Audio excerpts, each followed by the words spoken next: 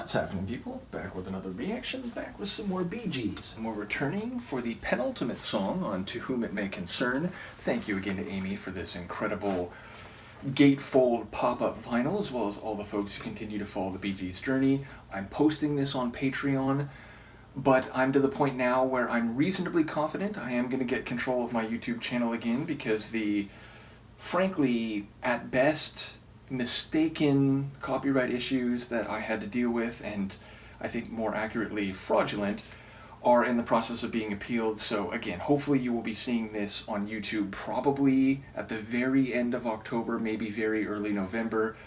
And yes, we are up to Road to Alaska, which certainly gives us a geographical and directional sense of what may be happening here. I'm imagining there is context to this Road to Alaska. And indeed, like even the phrase itself, I would expect less to relate to a particular highway, shall we say, and more about the journey and what it might mean for a narrator or other people in the song. And of course, knowing that some of their songs have at least autobiographical elements, even if they are also, inhabited in a, created environment for the song, I wouldn't be surprised if there's something there. Nevertheless, it does say this one is written by all three brothers, so let's give it a listen. This is the Bee Gees. The song is Road to Alaska, and it's the second to last tune on their 1972 album, To Whom It May Concern.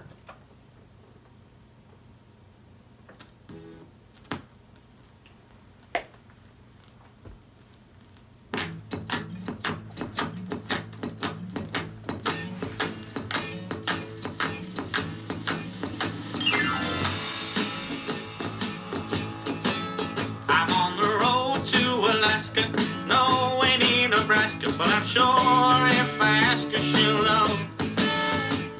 I ain't got no honey, I'm so short of money, I really, really wanna go home. Now down Oklahoma, made attempts to phone her, gave up when I got no reply. I'm on the road to Alaska, no, ain't in Nebraska, but I'm sure if I don't ask her, I'll die.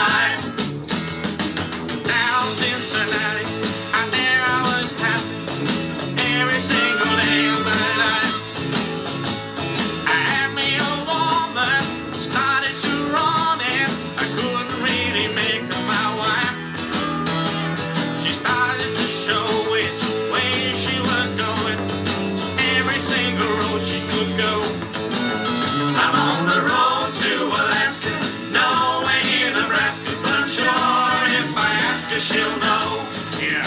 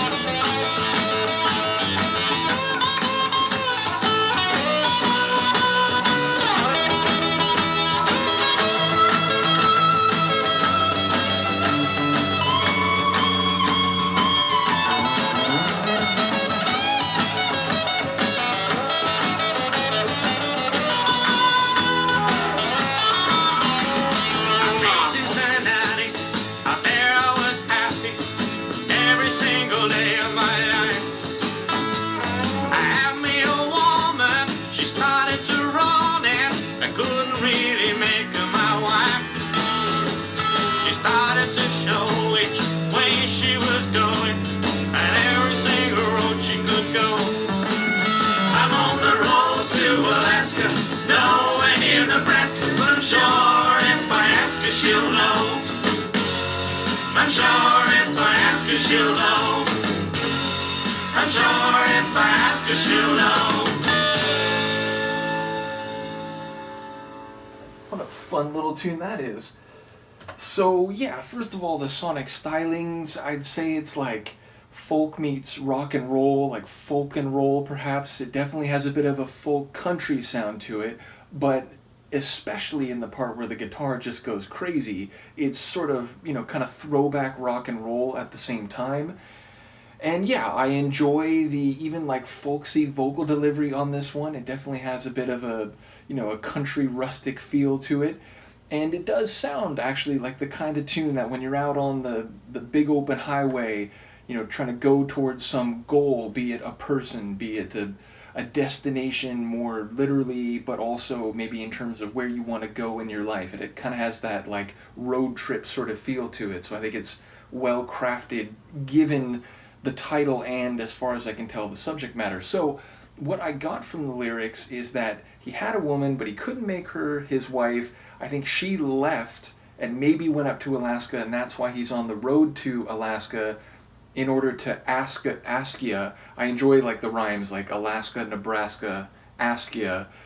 But yeah, it sounds like maybe, he's going off after her to try to, patch things up or to get her back maybe. And I don't know if like Nebraska was just used as a rhyme or whether the idea is that they, were together in Nebraska, but then she took off and, headed up north, and now he's trying to follow her. I think there was also like a reference to Cincinnati.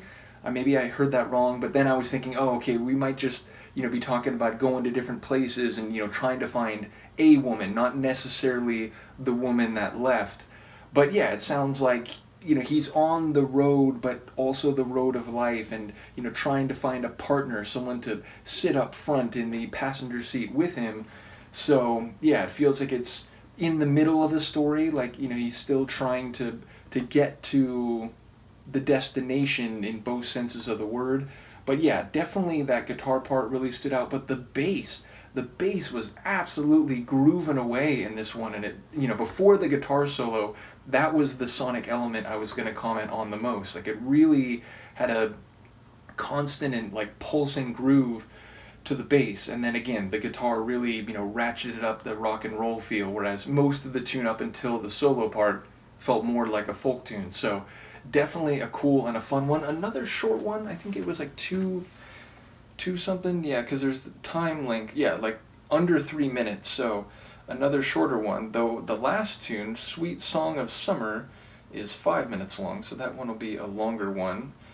And yeah, I want to once again thank Amy and to Lisa and all those who've been following this not only awesome album, but the larger Bee Gees journey that I've been going through. And again, there was a bit of a delay on YouTube for reasons that are ridiculous, but as I speak, I think successfully being appealed. At least that's what my inclination is at this point. So hopefully you'll be seeing this on my very same YouTube channel within another week or so. And yes, I'm looking forward to the end of this album. I don't remember exactly what comes next. I know Lisa shared a bunch of material with me in digital form, so like whatever the next chapter is and is available, we will move on to that. So again, thank you to Amy for this awesome vinyl. Let me know what you think, and I'll see you for the next one. Peace.